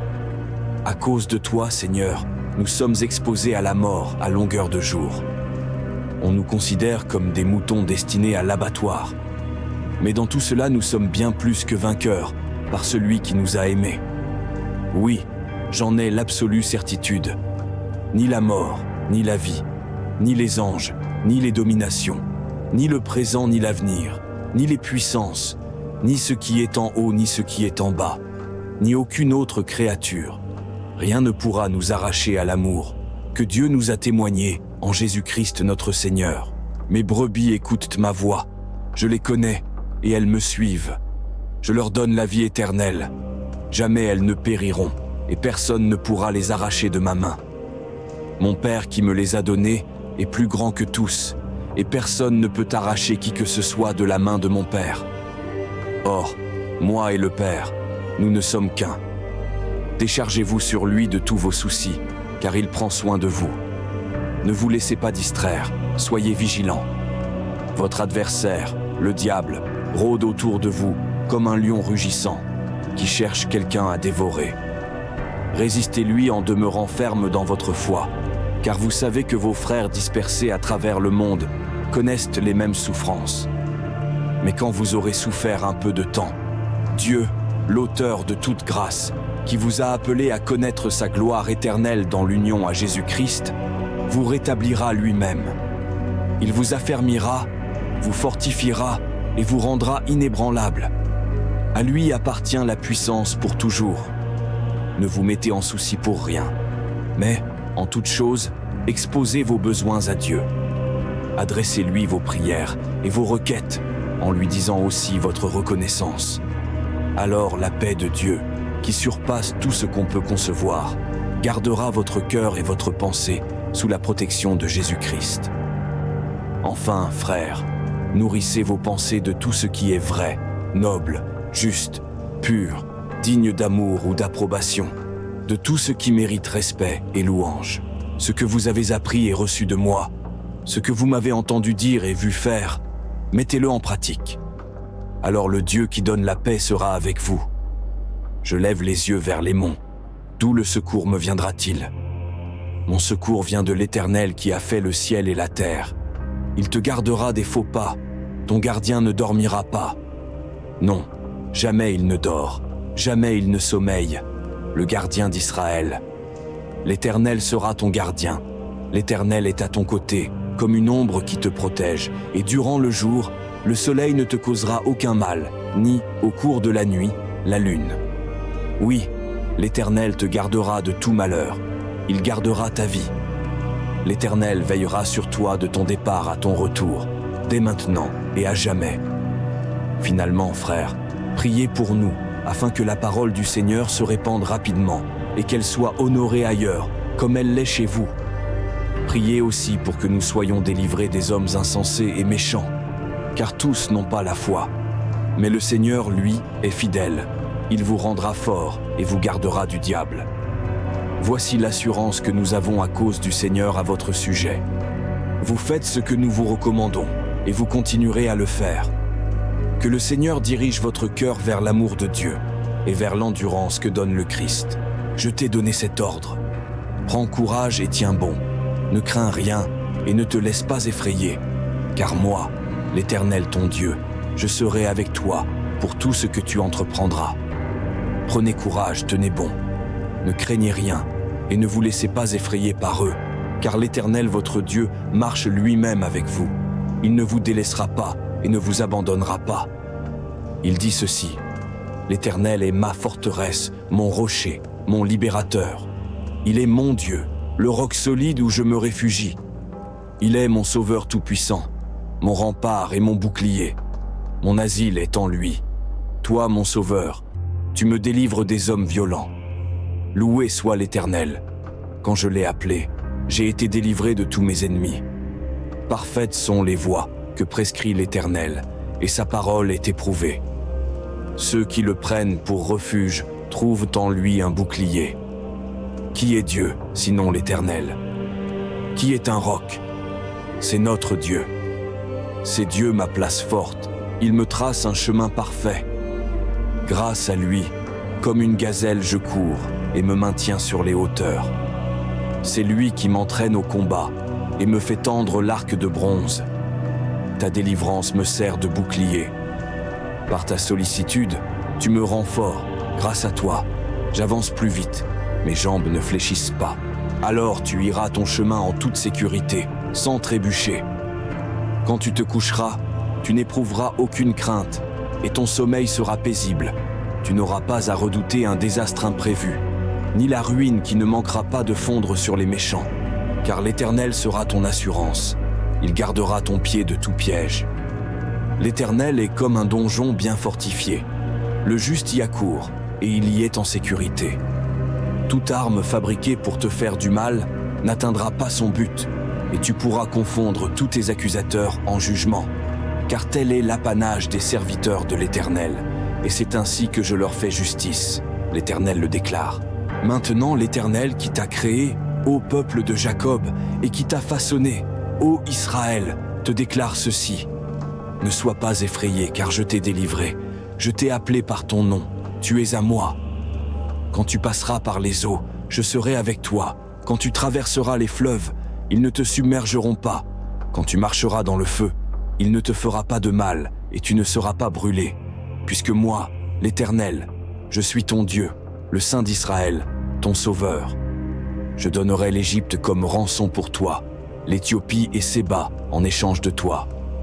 Oui, parce que tu m'es précieux, et que tu as du prix pour moi, et que je t'aime, je donnerai des hommes en échange de toi, et des nations contre ta vie. Sois donc sans crainte, car je suis avec toi. Je ferai revenir tes enfants de l'Orient, je te rassemblerai de l'Occident. Ne sois pas effrayé, car je suis avec toi. Ne sois pas angoissé, car moi, je suis ton Dieu. Je t'affermis, je viens à ton secours. Pour sûr, je te soutiens de mon bras droit qui fait justice. Tous ceux qui sont irrités contre toi sombreront dans la honte et dans le déshonneur. Tes adversaires seront réduits à rien, ils périront. Tu auras beau chercher, tu ne trouveras plus ceux qui te querellaient, qui te faisaient la guerre. Ils seront tous anéantis, réduits à rien. Car c'est moi, l'Éternel, qui suis ton Dieu. Je saisis ta main droite, je te dis, sois sans crainte, je suis là pour t'aider. Mes amis, c'est une bonne nouvelle. Vous avez de la valeur, mais je pense qu'il y a des gens ici aujourd'hui qui pourraient les penser cela. Que peut-être vous pensez, hé, je n'ai pas de valeur. Peut-être que vous avez été traités comme des moins que rien dans votre vie. Peut-être que vous avez été jetés. Peut-être qu'on vous a dit que vous n'étiez bon à rien. Et si aujourd'hui vous réalisiez à quel point vous avez de la valeur, vous réalisiez à qui vous appartenez, et vous réalisiez que Jésus a payé le prix ultime pour vous, comment cela changerait-il votre vie? Voici la troisième affirmation. Je suis capable. 1 Pierre, chapitre 2, verset 9. Vous êtes un sacerdoce royal. Je veux que vous entouriez ce mot prêtre. Voyez-vous, dans notre société d'aujourd'hui, nous pouvons penser aux prêtres de différentes manières, mais je veux vous expliquer ce que signifie prêtre. Savez-vous que ce mot prêtre signifie en fait le mot pont? Le mot prêtre signifie en fait pont. En tant que prêtre, vous êtes censé être un pont. Qu'est-ce que je veux dire par là? Voyez-vous, lorsque Dieu a créé l'univers, il a tout créé pour que tout soit parfait et saint. Et puis, il a créé l'homme, et il nous a donné une règle, et il a dit « Tout ce que vous avez à faire, c'est de me faire confiance. » Est-ce que vous me faites confiance? Et malheureusement, nous avons pris la décision de ne pas faire confiance à Dieu. Et à cause de cela, le péché est entré dans le monde. Et ce qui s'est passé lorsque ce moment est arrivé, c'est qu'un fossé s'est créé entre Dieu et les gens. Et Dieu n'a jamais voulu cela. Dieu voulait que nous ayons une relation avec lui. Il nous a tellement aimés qu'il a voulu construire un pont entre Dieu et l'homme. Il a donc établi ce qu'on appelle un prêtre. Si vous vous souvenez de l'Ancien Testament, ce que ce prêtre faisait, c'était un endroit appelé le tabernacle. Et à l'intérieur du tabernacle se trouvait ce qu'on appelle le Saint des Saints. Et chaque année, un homme, le prêtre, se rendait à cet endroit et faisait un sacrifice pour les péchés de tout le peuple. Et il avait un accès direct à Dieu. Pensez-y. Il avait un accès direct à Dieu. Il pouvait parler à Dieu et être en présence de Dieu dans le Saint des Saints. Mais rappelez-vous ce que j'ai dit à propos d'un pont. À quoi sert un pont? Cela va dans les deux sens. Il s'éloignerait donc de Dieu et retournerait vers les gens, et il serait l'agent du ministère auprès des gens de cette région. Ils auraient accès à Dieu par l'intermédiaire du prêtre. Est-ce que cela a du sens? Il exercerait son ministère auprès d'eux. Aujourd'hui, nous ne faisons plus cela. Non pas parce que Dieu a changé, et il est venu, et il a payé nos péchés, l'autel. Vous êtes capable d'aller dans la présence de Dieu. Vous n'avez pas besoin d'être mis en attente. Vous n'avez pas besoin de parler à la secrétaire. D'accord? Vous pouvez aller directement à Dieu. Vous êtes prêtre. Vous êtes cela pour Dieu. Mais voici ce que je ne veux pas que vous manquiez. Qu'est-ce qu'il y a de spécial dans un pont? Quoi? Dans les deux sens. Dans les deux sens. Nous n'avons jamais été destinés à avoir une relation uniquement avec Dieu. Le saviez-vous? Car si tel était le cas, dès que vous seriez sauvés, devinez ce qui se passerait. Vous mourriez et iriez immédiatement au ciel. Si vous êtes ici aujourd'hui et que vous êtes un disciple de Jésus-Christ, vous êtes destiné à être un pont. Vous devez être en présence de Dieu, en communion avec Dieu. Mais ensuite vous irez et vous serez un ministre. Vous partagerez avec les gens et leurs besoins. Tu vas les servir, tu vas communier avec eux, tu vas les servir et leur laver les pieds. Dieu a voulu que nous soyons un pont. C'est ce que signifie être prêtre, et tu es capable de le faire. Peu importe qui vous êtes ou où vous êtes. Si vous êtes un disciple de Jésus-Christ, c'est ce que vous êtes destiné à être. Car voici le problème. Si nous ne servons pas, si vous êtes un chrétien et que vous ne servez pas, vous n'êtes pas un pont. Vous êtes un fossé, et vous avez créé un fossé entre les autres. Et Dieu est, fondamentalement, ce que vous dites, c'est que je ne me soucie pas de vous. J'ai obtenu mon billet pour le paradis. Je vais bien. Mes amis, ce n'était pas l'intention de Dieu. Dieu vous a conçu pour être un prêtre. Dieu vous a conçu pour être un pont.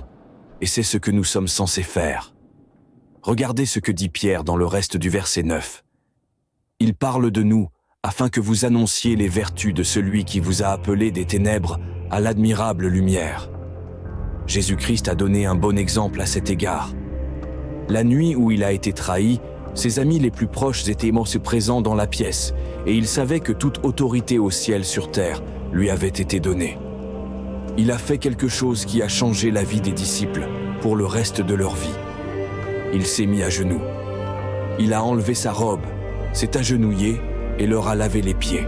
Si vous ne comprenez pas ce que cela signifie, dans cette culture, c'était le travail du serviteur. C'était le travail le plus bas que l'on pouvait obtenir. Et je dirais que vous auriez pu entendre une mouche voler dans cette pièce lorsque Jésus s'agenouillait et lavait leurs pieds. Et quand il eut fini, il se releva, s'assit et dit à ses disciples, « Vous m'appelez Seigneur et Maître, et vous avez raison de le faire. Et si moi, votre Seigneur et Maître, je vous ai lavé les pieds, vous devez maintenant faire de même. » Mes amis, si vous êtes un disciple de Jésus-Christ et sauvé par son sang, vous êtes capable d'aller en présence de Dieu, mais ce n'est pas tout ce que vous devez faire. Vous devez servir, vous devez donner votre vie et faire un don. Même si vous ne pensez pas en être capable, réalisez-vous que l'Esprit qui a ressuscité Jésus d'entre les morts est vivant en vous et que vous y avez pleinement accès. Vous pouvez aller chercher la puissance de Dieu, directement de Dieu, et ensuite vous pouvez aller et être un pont et servir les gens. Nous avons vu des vies changer, et c'est ainsi que cela se produit, mes amis, en servant les autres. Voici le numéro 4. Je suis pardonné. 1 Pierre 2 dit « Autrefois vous n'étiez pas un peuple, mais maintenant vous êtes le peuple de Dieu. Autrefois vous n'aviez pas obtenu miséricorde, mais maintenant vous avez obtenu miséricorde. » Je pense que certains d'entre nous ont une vision faussée de qui est vraiment Dieu. Mes amis, Dieu vous adore. Et écoutez ce que dit Ésaïe au chapitre 43, verset 25. « Je suis le Dieu qui pardonne vos péchés, et je le fais à cause de qui je suis. Je ne vous tiendrai pas pour responsable de vos péchés. Vous êtes acceptable, tu es précieux. Tu es précieux. Tu es capable, et tu es pardonné. » Ce n'est un secret pour personne que nous vivons dans une période d'incertitude. Personne ne sait ce que l'avenir nous réserve, mais je voudrais vous encourager à vous joindre à moi dans la prière, car dans un moment comme celui-ci, nous devons rechercher la face du Seigneur. Alors que je prie, je vous demande d'élever votre foi et d'avoir un cœur dans l'attente que Dieu ait pitié de nous et entende notre prière. Alors prions. Notre cher Père Céleste, toute la gloire t'appartient, tout l'honneur t'appartient. Je prie en ce moment parce que j'ai besoin de toi. J'ai besoin de ton amour et de ta grâce. Je me tourne vers toi pour trouver une direction. Je te cherche pour des conseils. Je refuse de m'appuyer sur ma propre compréhension. Parce que lorsque je regarde la façon dont les choses sont, et lorsque je regarde ce qui se passe autour de moi, rien n'a de sens. C'est pourquoi je crois qu'il existe un but plus grand que ce que mes yeux peuvent voir. Il y a une raison pour laquelle je traverse cette épreuve. Et si je dois traverser cette épreuve, si telle est ta volonté, je te demande de me donner la force et la foi pour tenir bon et endurer. Je prie pour que tu restes à mes côtés, Seigneur Jésus. Je ne sais pas à quoi je serai confronté demain, mais je sais que ta parole me dit de me soumettre à toi, car tu rendras mes sentiers droits. Je sais que ta parole dans le livre d'Isaïe me dit que lorsque je traverserai les eaux, tu seras avec moi. Quand je traverserai les fleuves, ils ne me submergeront pas. Quand je marcherai dans le feu, je ne serai pas brûlé, et les flammes ne m'embraseront pas. Dans ta parole, je place ma confiance pour demain. Dans ta parole, je place mon espoir et ma foi pour demain.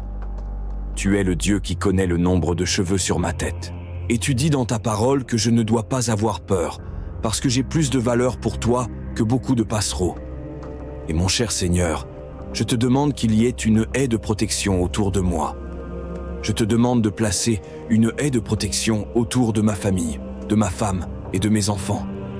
Je te demande de placer une haie de protection autour de notre santé et autour de ma maison, afin que l'ennemi sache qu'il ne doit pas aller plus loin et ne pas me toucher, moi et ma famille.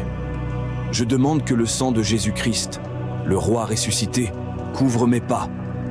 Tu es un Dieu qui veille sur moi. Tu es fidèle pour ne pas laisser mon pied glisser.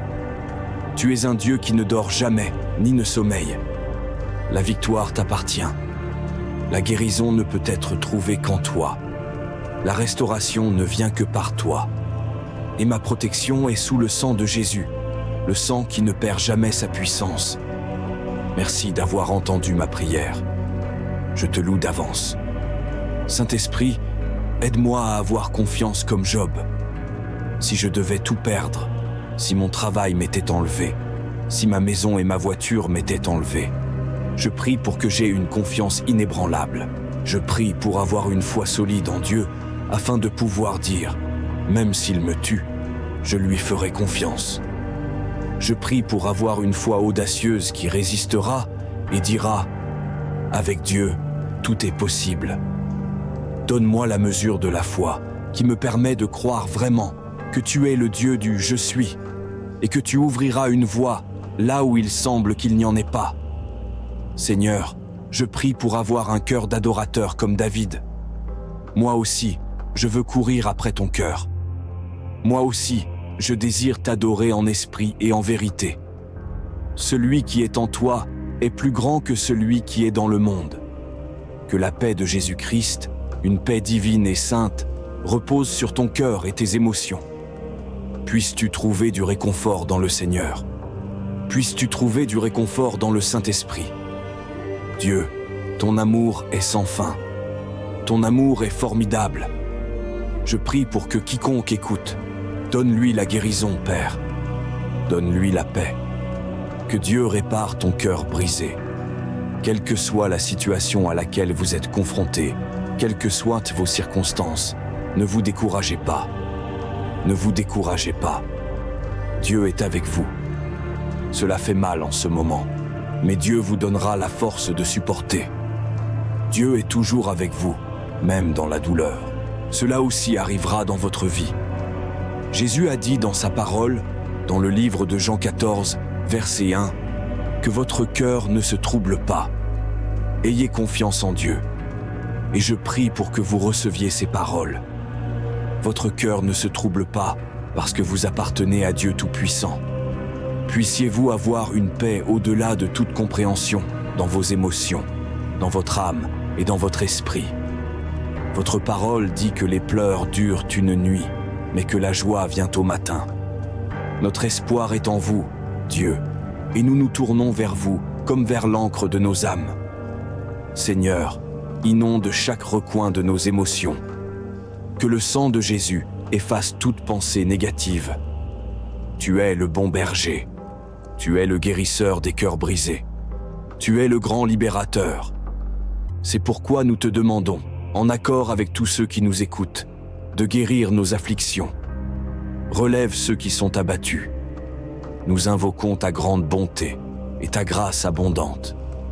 Qu'elle déborde dans nos vies. Ta parole dit que tu donneras de la force à ceux qui sont fatigués et de l'espoir à ceux qui sont en détresse.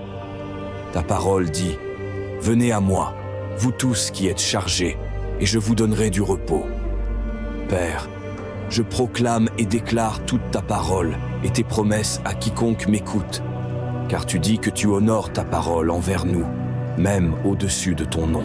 Inonde nos cœurs et nos esprits de ton amour. Rafraîchis ceux qui sont fatigués et accablés. Fortifie ceux qui sont faibles dans leurs émotions. Aide ceux qui sont dans la tourmente. Réconforte ceux qui sont en deuil. Guéris ceux qui souffrent et rapproche-toi de tous ceux qui ont besoin de guérison émotionnelle. Ta parole dit que tu guéris ceux qui ont le cœur brisé et que tu es proche de ceux qui sont abattus et déprimés. Tout comme tu es sur le trône, nous savons que tout ira bien. Tu as promis de répondre à tous les besoins selon ta glorieuse richesse en Jésus-Christ. S'il te plaît, pourvois, selon ta parole, à la guérison émotionnelle nécessaire à toute personne qui écoute et est disposée à recevoir. Je déclare que la dépression doit disparaître. La douleur et la tristesse doivent disparaître. L'anxiété et l'inquiétude doivent disparaître. Je prie pour que tu nous réconfortes et que tes bénédictions descendent sur nous. Je prie pour celui qui a l'impression qu'une tempête fait rage dans sa vie. Que ta présence calme les eaux. Peu importe les circonstances, peu importe la situation, tu es le rocher de tous les âges, notre tour solide et notre forteresse. Lorsque nous sommes fatigués et las, lorsque nous trébuchons et tombons, je prie pour que ta force nous renouvelle, que ta présence soit continuellement ressentie dans nos cœurs. Nous restons convaincus que tu es un Dieu fidèle et que tu seras notre lumière dans les heures les plus sombres. Ma Bible me dit dans 1 Pierre 2, verset 9, que je suis une génération élue. Je suis un sacerdoce royal. Ma Bible dit dans le livre de Jérémie, 1er verset 5, qu'avant que je sois formé dans le ventre de ma mère, Dieu me connaissait déjà. En fait, il m'a tant aimé qu'il a donné son Fils unique pour moi. Et je veux vous rappeler aussi que vous êtes aimés de Dieu. Vous avez un but dans le royaume de Dieu. Vous êtes un enfant de Dieu. Vous êtes cohéritier avec Christ. Et la parole de Dieu dit dans Jérémie 29, « Car je connais les projets que j'ai formés sur vous, dit l'Éternel. Ce sont des projets de paix, non de malheur, pour vous donner un avenir et de l'espoir. Alors, soyez encouragés, car Dieu n'est pas un homme pour mentir. » Au cours des 40 dernières années, de nombreuses études sociologiques et psychologiques ont été menées sur l'estime de soi et ont révélé que la façon dont vous vous voyez détermine dans une large mesure la façon dont vous agissez. Voyez-vous, votre perception de vous-même, votre valeur personnelle et votre estime de soi tendent à être les facteurs déterminants de votre vie. Laissez-moi vous aider à ce sujet. Si vous vous considérez comme un perdant, vous passerez probablement la majeure partie de votre vie à perdre. Si vous vous considérez comme une victime, les gens auront tendance à vous victimiser et à profiter de vous. Mais ce qu'ils ont découvert est vraiment cool. L'inverse est également vrai. Si vous vous considérez comme une personne qui a réussi et qui a réussi, vous avez tendance à réussir également. Ce que vous pensez de vous-même est l'un des facteurs déterminants de la façon dont vous vivez votre vie, et ce que j'aime dans ces études, c'est qu'elles prouvent exactement ce que la Bible a déjà dit. Et dans la parole de Dieu, dans le livre des Proverbes, il dit « Écoute, comme un homme pense dans son cœur, il est tel qu'il pense dans son cœur. » La façon dont vous vous voyez déterminera la façon dont vous vivez votre vie. Mais nous avons tous le même problème. Voyez-vous, nous vivons dans un monde déchu et brisé, où les pécheurs disent et font des choses blessantes qui peuvent endommager notre image de soi. Et beaucoup d'entre nous commencent à croire des mensonges sur nous-mêmes. C'est comme si vous étiez déjà allé à l'une de ces fêtes foraines, où vous entrez et où il y a un de ces miroirs de maisons de divertissement. Vous savez de quoi je parle, n'est-ce pas? Et vous marchez devant un miroir, et il vous fait paraître très grand, ou très petit, ou très gros, ou très maigre. Voilà ce que les opinions des autres nous font. elles nous donnent une image de nous-mêmes qui n'est pas vraiment vraie. C'est une image déformée de qui nous sommes parce que parfois nous écoutons ce que disent les autres. Les gens ont peut-être la bonne intention, mais ce sont des pécheurs, des gens déchus et brisés. La question que je veux aborder avec vous aujourd'hui est donc, que dit Dieu de vous? Comment Dieu vous voit-il? Parce que c'est son opinion qui compte. Il y a 4 choses que nous devons savoir pour savoir qui nous sommes en Christ, puisque nous faisons partie de la famille de Dieu. Voici donc la première. Je suis acceptable. La plupart d'entre nous passons toute notre vie à essayer de gagner l'acceptation et l'approbation des autres. Encore une fois, tout commence avec notre famille. Nos parents, nous voulons leur approbation. Nous voulons que nos parents pensent que nous avons fait quelque chose. Nous avons de la valeur. Et à mesure que nous vieillissons, cela passe de notre famille et de nos parents à nos amis. Cela peut influencer le type de vêtements que nous portons, le type de musique que nous écoutons, les endroits où nous allons et traînons parce que nous voulons être acceptés par les autres. Et puis, finalement, en grandissant, nous passons du statut de père à celui de personne spéciale dans notre vie. N'est-ce pas? Trouver cet homme ou cette femme idéale et trouver son approbation et savoir que je peux être pleinement aimé, ça, par un autre être humain. Mais le problème avec ça, c'est que ça ne marchera jamais, car les gens, peu importe à quel point ils vous aiment, ne pourront jamais vous accepter pleinement comme Dieu le fait. Pierre chapitre 2 verset 9. Vous êtes un peuple élu, un peuple qui appartient à Dieu. Savez-vous ce que cela fait pour nous lorsque nous nous sentons choisis? Nous avons dans notre cœur le désir d'être choisis et d'être choisis. Et c'est une empreinte de Dieu dans votre vie parce que Dieu vous a choisi. Vous êtes toujours le premier choix de Dieu. Dieu vous a choisi. Et le meilleur dans tout ça, c'est que lorsque nous étions enfants sur une aire de jeu, nous étions choisis en fonction de nos capacités, de nos dons et de nos talents. Et c'est la même chose. Nous n'avons pas été choisis parce que nous n'avions pas ces choses. Dieu vous accepte exactement comme vous êtes. Tu es acceptable. Dieu t'aime. Il t'a créé exactement comme tu es. Mais certains d'entre vous, ici, aujourd'hui, pensent encore qu'il faut mériter l'acceptation de Dieu. Il faut être bon ou faire le bien avant que Dieu ne t'accepte. Puis-je t'aider à ce sujet? Non, vous ne le faites pas. Dieu vous accepte tel que vous êtes. Et certains d'entre vous, ici aujourd'hui, j'en suis sûr, ont passé leur vie à être rejetés.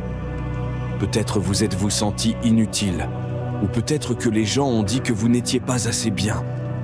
Peut-être êtes-vous resté sur la touche toute votre vie, pas seulement sur le terrain de jeu, mais tout au long de votre vie. Tu n'as jamais été choisi. Et si aujourd'hui tu comprenais que tu es acceptable, Dieu t'accepte tel que tu es. Je veux que tu regardes quelqu'un et que tu dises « Je suis acceptable ». Voici la deuxième réponse. J'ai de la valeur. Combien penses-tu valoir? Je ne parle pas de ta valeur nette. Ok. Je parle de ta valeur personnelle, car ta personne a bien plus de valeur que tes biens. Il y a une énorme différence entre les deux. Que pensez-vous valoir? Que pensez-vous valoir? Eh bien, regardons cela dans le contexte de ces deux questions. Tout d'abord, à qui appartenez-vous? Vous savez ce que dit la Bible? Vous êtes un enfant du Dieu de l'univers. Savez-vous que chaque personne que vous rencontrerez un jour est un fils ou une fille du Dieu Tout-Puissant et que cela vous donne une valeur inestimable? Vous avez tellement de valeur, mais la deuxième question est la suivante. Combien quelqu'un est-il prêt à payer pour vous? Et mes amis, nous n'avons pas besoin de chercher plus loin que la croix de Jésus-Christ. Jésus a payé le prix ultime. Il n'y a jamais eu de prix plus élevé que celui payé par Jésus pour vous sur la croix, et vous avez tellement de valeur à ses yeux. Et la Bible nous dit que pendant que nous étions encore pécheurs, Christ est mort pour nous.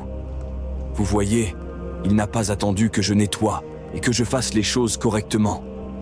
Il est descendu parce qu'il ne pouvait pas imaginer l'éternité sans moi. Et j'étais si précieuse et si précieuse pour lui qu'il a voulu venir faire cela pour moi. L'amour de Dieu, une assurance certaine. Que dire de plus? Si Dieu est pour nous, qui se lèvera contre nous?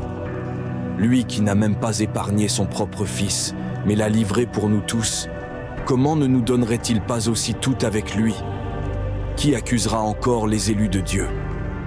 Dieu lui-même les déclare justes. Qui les condamnera? Le Christ est mort, bien plus, il est ressuscité. Il est à la droite de Dieu et il intercède pour nous. Qu'est-ce qui pourra nous arracher à l'amour du Christ? La détresse ou l'angoisse, la persécution, la faim, la misère, le danger ou l'épée? Car il nous arrive ce que dit l'Écriture. À cause de toi, Seigneur, nous sommes exposés à la mort à longueur de jour. On nous considère comme des moutons destinés à l'abattoir. Mais dans tout cela, nous sommes bien plus que vainqueurs par celui qui nous a aimés. Oui, j'en ai l'absolue certitude. Ni la mort, ni la vie, ni les anges, ni les dominations, ni le présent, ni l'avenir, ni les puissances, ni ce qui est en haut, ni ce qui est en bas, ni aucune autre créature. Rien ne pourra nous arracher à l'amour que Dieu nous a témoigné en Jésus-Christ notre Seigneur. Mes brebis écoutent ma voix, je les connais et elles me suivent. Je leur donne la vie éternelle. Jamais elles ne périront et personne ne pourra les arracher de ma main. Mon Père qui me les a donnés est plus grand que tous et personne ne peut arracher qui que ce soit de la main de mon Père. Or, moi et le Père, nous ne sommes qu'un. Déchargez-vous sur lui de tous vos soucis, car il prend soin de vous. Ne vous laissez pas distraire, soyez vigilants.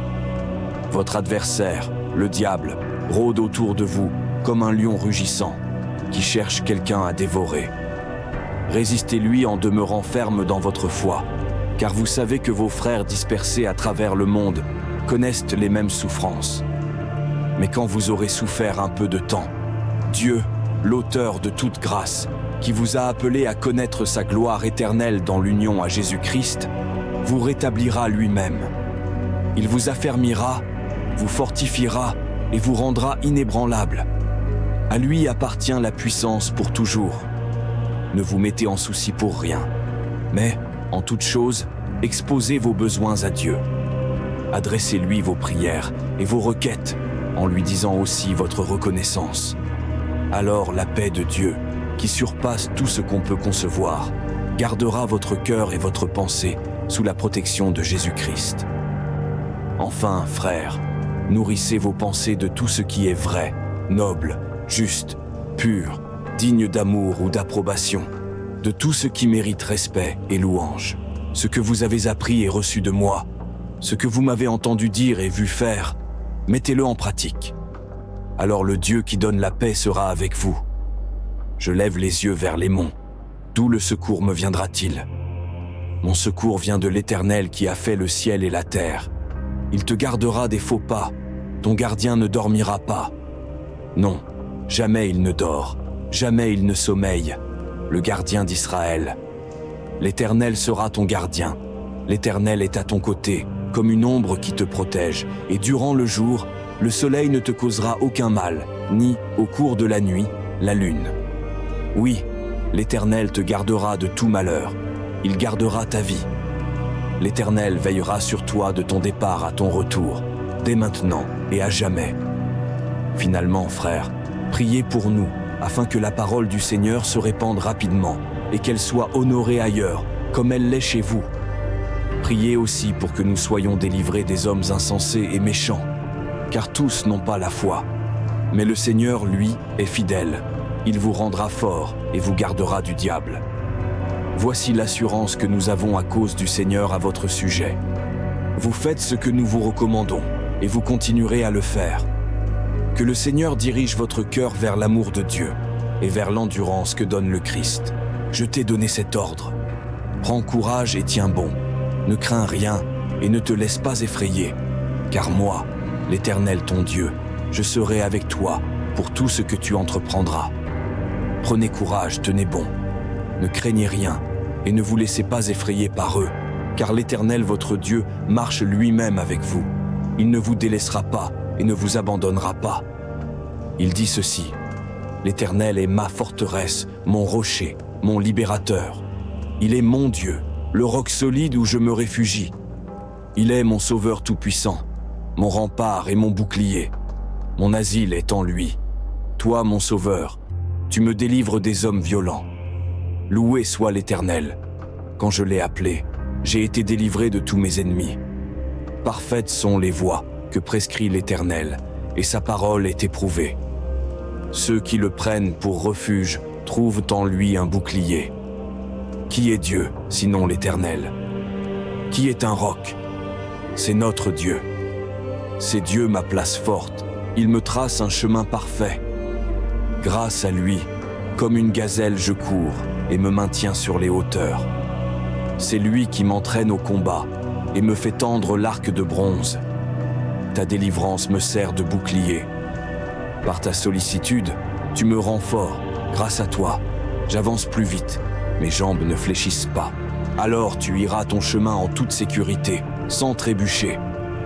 Quand tu te coucheras, tu n'éprouveras aucune crainte, et ton sommeil sera paisible. Tu n'auras pas à redouter un désastre imprévu, ni la ruine qui ne manquera pas de fondre sur les méchants. Car l'Éternel sera ton assurance. Il gardera ton pied de tout piège. L'Éternel est comme un donjon bien fortifié. Le juste y accourt, et il y est en sécurité. Toute arme fabriquée pour te faire du mal n'atteindra pas son but, et tu pourras confondre tous tes accusateurs en jugement. Car tel est l'apanage des serviteurs de l'Éternel, et c'est ainsi que je leur fais justice. L'Éternel le déclare. Maintenant l'Éternel qui t'a créé, ô peuple de Jacob, et qui t'a façonné, ô Israël, te déclare ceci. Ne sois pas effrayé, car je t'ai délivré. Je t'ai appelé par ton nom, tu es à moi. Quand tu passeras par les eaux, je serai avec toi. Quand tu traverseras les fleuves, ils ne te submergeront pas. Quand tu marcheras dans le feu, il ne te fera pas de mal, et tu ne seras pas brûlé. Puisque moi, l'Éternel, je suis ton Dieu, le Saint d'Israël, ton Sauveur. Je donnerai l'Égypte comme rançon pour toi, l'Éthiopie et Séba en échange de toi.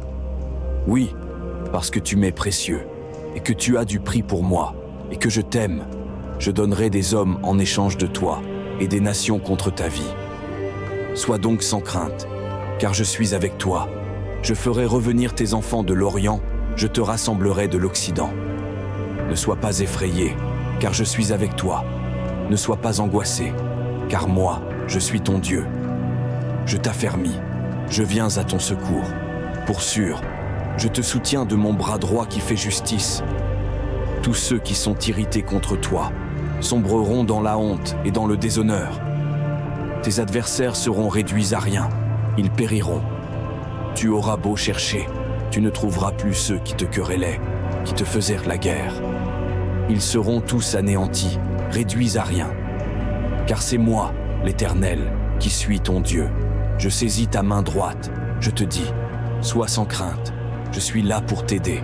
Mes amis, c'est une bonne nouvelle. Vous avez de la valeur, mais je pense qu'il y a des gens ici aujourd'hui qui pourraient les penser cela. Que peut-être vous pensez, je n'ai pas de valeur. Peut-être que vous avez été traités comme des moins que rien dans votre vie. Peut-être que vous avez été jetés. Peut-être qu'on vous a dit que vous n'étiez bon à rien. Et si aujourd'hui vous réalisiez à quel point vous avez de la valeur, vous réalisiez à qui vous appartenez, et vous réalisiez que Jésus a payé le prix ultime pour vous, comment cela changerait-il votre vie?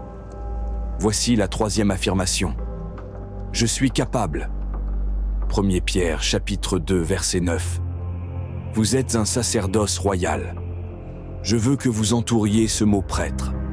Voyez-vous, dans notre société d'aujourd'hui, nous pouvons penser aux prêtres de différentes manières, mais je veux vous expliquer ce que signifie prêtre. Savez-vous que ce mot prêtre signifie en fait le mot pont? Le mot prêtre signifie en fait pont. En tant que prêtre, vous êtes censé être un pont. Qu'est-ce que je veux dire par là? Voyez-vous, lorsque Dieu a créé l'univers, il a tout créé pour que tout soit parfait et saint. Et puis, il a créé l'homme, et il nous a donné une règle, et il a dit « Tout ce que vous avez à faire, c'est de me faire confiance. » Est-ce que vous me faites confiance? Et malheureusement, nous avons pris la décision de ne pas faire confiance à Dieu. Et à cause de cela, le péché est entré dans le monde. Et ce qui s'est passé lorsque ce moment est arrivé, c'est qu'un fossé s'est créé entre Dieu et les gens. Et Dieu n'a jamais voulu cela. Dieu voulait que nous ayons une relation avec lui. Il nous a tellement aimés qu'il a voulu construire un pont entre Dieu et l'homme. Il a donc établi ce qu'on appelle un prêtre. Si vous vous souvenez de l'Ancien Testament, ce que ce prêtre faisait, c'était un endroit appelé le tabernacle. Et à l'intérieur du tabernacle se trouvait ce qu'on appelle le Saint des Saints. Et chaque année, un homme, le prêtre, se rendait à cet endroit et faisait un sacrifice pour les péchés de tout le peuple. Et il avait un accès direct à Dieu. Pensez-y. Il avait un accès direct à Dieu. Il pouvait parler à Dieu et être en présence de Dieu dans le Saint des Saints. Mais rappelez-vous ce que j'ai dit à propos d'un pont. À quoi sert un pont? Cela va dans les deux sens. Il s'éloignerait donc de Dieu et retournerait vers les gens, et il serait l'agent du ministère auprès des gens de cette région. Ils auraient accès à Dieu par l'intermédiaire du prêtre. Est-ce que cela a du sens? Il exercerait son ministère auprès d'eux. Aujourd'hui, nous ne faisons plus cela. Non pas parce que Dieu a changé, et il est venu, et il a payé nos péchés, l'autel. Vous êtes capable d'aller dans la présence de Dieu. Vous n'avez pas besoin d'être mis en attente. Vous n'avez pas besoin de parler à la secrétaire. D'accord? Vous pouvez aller directement à Dieu. Vous êtes prêtre. Vous êtes cela pour Dieu. Mais voici ce que je ne veux pas que vous manquiez. Qu'est-ce qu'il y a de spécial dans un pont? Quoi? Dans les deux sens. Dans les deux sens. Nous n'avons jamais été destinés à avoir une relation uniquement avec Dieu. Le saviez-vous? Car si tel était le cas, dès que vous seriez sauvés, devinez ce qui se passerait. Vous mourriez et iriez immédiatement au ciel. Si vous êtes ici aujourd'hui et que vous êtes un disciple de Jésus-Christ, vous êtes destiné à être un pont. Vous devez être en présence de Dieu, en communion avec Dieu. Mais ensuite vous irez et vous serez un ministre. Vous partagerez avec les gens et leurs besoins. Tu vas les servir, tu vas communier avec eux, tu vas les servir et leur laver les pieds. Dieu a voulu que nous soyons un pont. C'est ce que signifie être prêtre, et tu es capable de le faire. Peu importe qui vous êtes ou où vous êtes. Si vous êtes un disciple de Jésus-Christ, c'est ce que vous êtes destiné à être. Car voici le problème. Si nous ne servons pas, si vous êtes un chrétien et que vous ne servez pas, vous n'êtes pas un pont. Vous êtes un fossé, et vous avez créé un fossé entre les autres. Et Dieu est, fondamentalement, ce que vous dites, c'est que je ne me soucie pas de vous. J'ai obtenu mon billet pour le paradis. Je vais bien. Mes amis, ce n'était pas l'intention de Dieu. Dieu vous a conçu pour être un prêtre. Dieu vous a conçu pour être un pont. Et c'est ce que nous sommes censés faire. Regardez ce que dit Pierre dans le reste du verset 9. Il parle de nous afin que vous annonciez les vertus de celui qui vous a appelés des ténèbres à l'admirable lumière. Jésus-Christ a donné un bon exemple à cet égard. La nuit où il a été trahi, ses amis les plus proches étaient présents dans la pièce, et il savait que toute autorité au ciel sur terre lui avait été donnée. Il a fait quelque chose qui a changé la vie des disciples pour le reste de leur vie. Il s'est mis à genoux. Il a enlevé sa robe, s'est agenouillé et leur a lavé les pieds.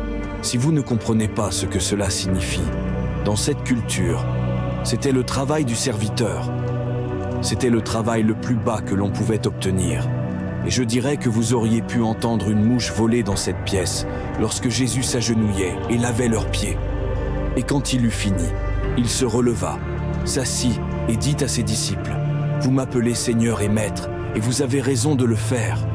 Et si moi, votre Seigneur et Maître, je vous ai lavé les pieds, vous devez maintenant faire de même. » Mes amis, si vous êtes un disciple de Jésus-Christ et sauvé par son sang, vous êtes capable d'aller en présence de Dieu, mais ce n'est pas tout ce que vous devez faire.